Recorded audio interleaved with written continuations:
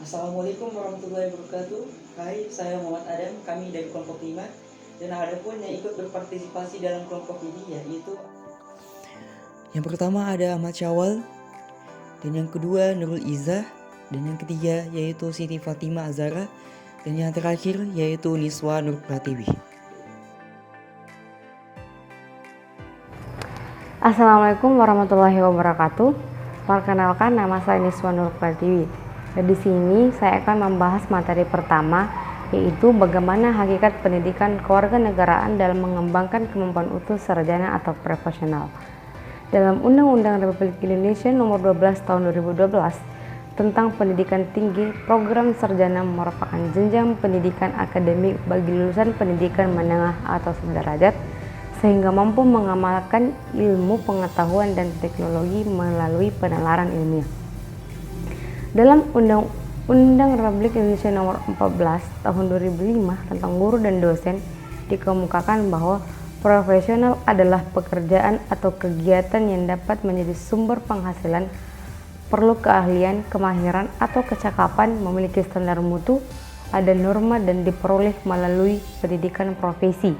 Menurut Undang-Undang Nomor 12 Tahun 2006 tentang Kewarganegaraan Indonesia, yang dimaksud warga negara adalah warga suatu negara yang ditetapkan berdasarkan peraturan perundang-undangan.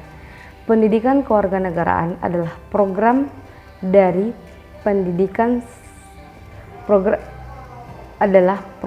pendidikan yang berintikan demokrasi, memberikan pengaruh positif dari pendidikan sekolah, masyarakat, dan orang tua, dan diharapkan peserta didik menjadi manusia yang lebih baik dan sesuai ketentuan Pancasila dan UUD RI 1945. Identitas nasional dibentuk oleh dua kata dasar, yaitu identitas dan nasional. Identitas berasal dari bahasa Inggris, identity, yang secara harfiah berarti jati diri, ciri-ciri atau tanda-tanda yang melekat pada seseorang atau sesuatu, sehingga mampu membedakannya dengan yang lain. Istilah nasional menunjuk pada kelompok-kelompok persekutuan hidup manusia yang lebih besar dari sekedar pengelompokan berdasar ras, agama, budaya, bahasa, dan sebagainya. Bendera negara Indonesia, bahasa negara, dan lambang negara, serta lagu kebangsaan merupakan identitas nasional bagi negara bangsa Indonesia yang telah diatur lebih lanjut dalam Undang-Undang Republik Indonesia Nomor 24 Tahun 2009 tentang bendera, bahasa, dan lambang negara serta lagu kebangsaan. Warisan yang tak ternilai harganya dari para The Founding Fathers adalah Pancasila. Pancasila sebagai identitas nasional memiliki makna bahwa seluruh rakyat Indonesia seharusnya menjadikan Pancasila sebagai landasan berpikir, bersikap, dan berperilaku dalam kehidupan sehari-hari. Cara berpikir, bersikap, dan berperilaku bangsa Indonesia menjadi pembeda dari bangsa lain. Identitas nasional sangat penting bagi bangsa Indonesia karena, pertama, bangsa Indonesia dapat dibedakan dan sekaligus dikenal oleh bangsa lain. Kedua, identitas nasional bagi sebuah negara dan bangsa sangat penting bagi kelangsungan hidup negara dan bangsa tersebut, karena dapat mempersatukan negara. Yang terakhir yaitu, identitas nasional penting bagi kewibawaan negara dan bangsa Indonesia sebagai ciri khas bangsa. Materi selanjutnya akan dibawa oleh Saudari Nurul Izzah. Assalamualaikum warahmatullahi wabarakatuh. Kali ini kita akan membahas mengenai bab 3, yakni bagaimana urgensi integrasi nasional menjadi salah satu parameter persatuan dan kesatuan bangsa. Suatu bangsa selalu dihadapkan dengan bagaimana cara mempersatukan keanekaragaman orang-orang yang ada di dalamnya.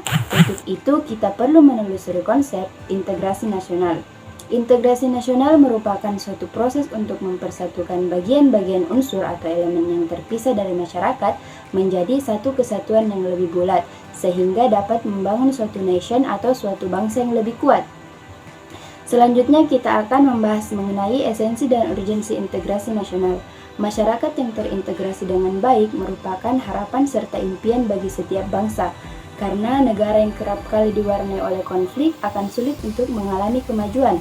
Integrasi bangsa diperlukan guna untuk membangkitkan kesadaran identitas bersama, memperkuat identitas nasional, serta membangun persatuan serta kekuatan bangsa.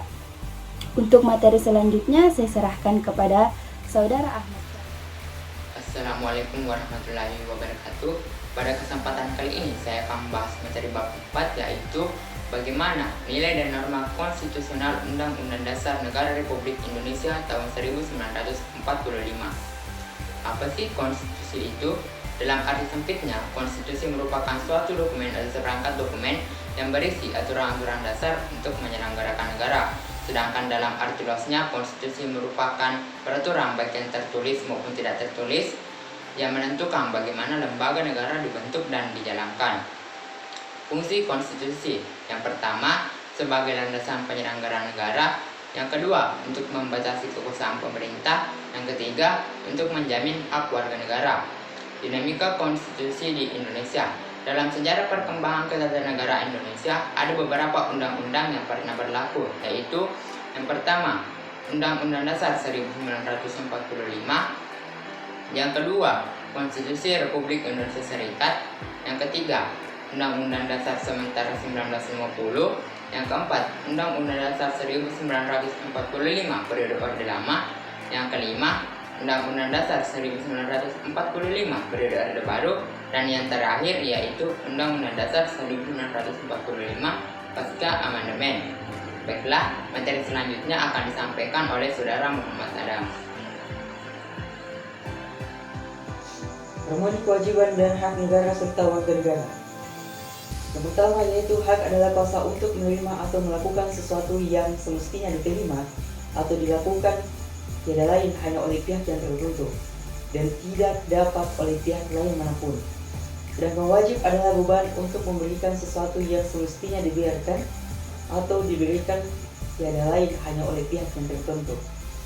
Selanjutnya yaitu hak dan kewajiban warga negara merupakan wujud dan hubungan warga dan negara. Selanjutnya yaitu hak dan kewajiban warga negara dan negara diatur dalam Undang-Undang Negara Republik Indonesia 1945 mulai pasal 27 sampai 34. Yang termasuk di dalamnya ada hak asasi manusia dan kewajiban dasar manusia. Selanjutnya yaitu sekalipun aspek asasi manusia jumlahnya lebih sedikit jika dibandingkan dengan aspek hak asasi manusia sebagaimana yang tertuang dalam Undang-Undang Negara Republik Indonesia 1945.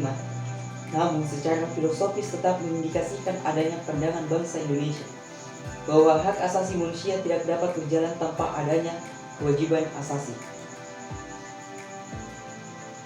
Dan yang selanjutnya yaitu hak dan kewajiban warga negara dan negara yang mengalami dinamika yang terbukti dari adanya perubahan-perubahan dalam rumus pasal-pasal Negara Republik Indonesia 1945 melalui proses amandemen dan juga perubahan undang-undang yang menyertainya.